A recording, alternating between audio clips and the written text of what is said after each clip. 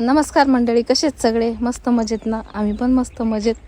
तर स्वागत आहे तुमचं माझ्या एका नवीन दिवसाच्या नवीन व्हिडिओमध्ये. तर आज बऱ्याच दिवसांनी मोठा व्हिडिओ बनवते, कारण वेळच मिळत नव्हता.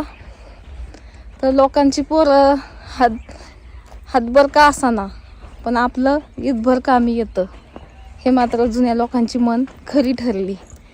काय व्हायचं, इथून मागं भाड्याने ट्रॅक्टर घ्यायचो तर मेहनतीला बरंच भांडवल लागायचं. मग आता ह्या वर्षी घेतला आम्ही स्वतः घरचा ट्रॅक्टर. तर पोरांनीच नांगरले पहिल्यांदाच, म्हणजे अजून कधी नांगरलं नव्हतं. यंदा काकरपाळी त्यांनी सगळी केली कांदा गेल्याच्या नंतर. आता एका तुकड्यात लवाळा होता जास्त, मग ते ठेवलं होतं नांगरण्यासाठी. काय होतं, नांगरलं ना की त्याचे ते खाली ते गाठी असतात का, तर ते तापून तापून त्याचं पीठ होतं आणि बरंचसं कमी होतं. म्हणजे विचून जेवढा होत नाही ना फरक, किंवा आपण खांदून काढतो आणखीन विचून हे करतो, तर त्याला ते कणकण थोडेसे फुटलेले असतात. म्हणजे एका लवाळ्याला 7 गाठी असतात, मग ते फुटतच चालतं, ते काही कमी होत नाही. मग आम्हाला 2 वर्ष झाला अनुभव आला आहे की नांगरलं की लवाळा बराचसा कमी होतो.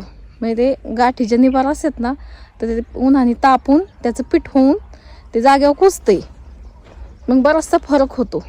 गेल्या वर्षी कांद्यात आम्हाला दिवसाला 2 बायांना 5 सुद्धा कडल जात नव्हती. असं गच वाफ लवाळ्याचं होतं, कांदा पण दिसत नसायचं. आणि यंदा एवढा फरक झाला, म्हणजे उन्हाळाभर त्यात काय करायचंच नाही, फक्त 2दा पलटी मारायची आणि नांगरून तसंच ठेवायचं. तर बराचसा फरक होतोय, लवाळा काय राहत नाही. तर चला पोरांनी कसं नांगरले बघू पहिल्यांदाच. चला तुम्हाला दाखवते. आले मी आता इथं. शेतकऱ्याला कुठलंच काम जमणार नाही असं नाही, आणि त्यात शेतकऱ्याच्या पोरांना तर सांगायलाच लागत नाही. झालं, वडिलाचं एक काम अजून हलकं केलं. बघा किती एकदम व्यवस्थित नांगरले का नाही, म्हणजे पहिल्यांदा नांगरल्यासारखं वाटतच नाही.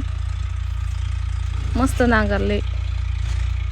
आणि वडिलांचं एक काम म्हणायचं हातात घेतलं पोरांनी. बघा कसे कमरवाट ठेवून उभे राहिलेत.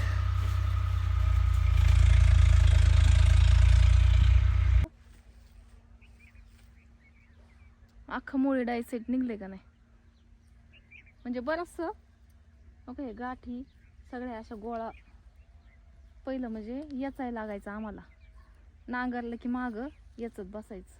मग ह्याला काहीच करायचं नाही, फक्त उन्हाळ्यात एवढं हे पलटी मारून हे असं जाग्यावर सोडून द्यायचं. हे मनाने पीठ होऊन जाते.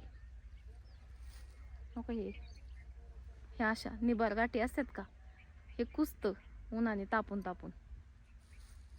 तर बरंच आहे, अख्ख्या रानात म्हणजे लय लवाळ आहे.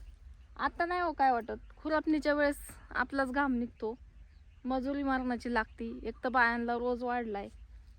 ओके, अशा गाठी सगळे, म्हणजे ह्याला काहीच करायचं नाही, मनानेच देतात. आणि पोरांनी नांगरलंय पण चांगलं सगळं, म्हणजे असं घडीव घडी पडली.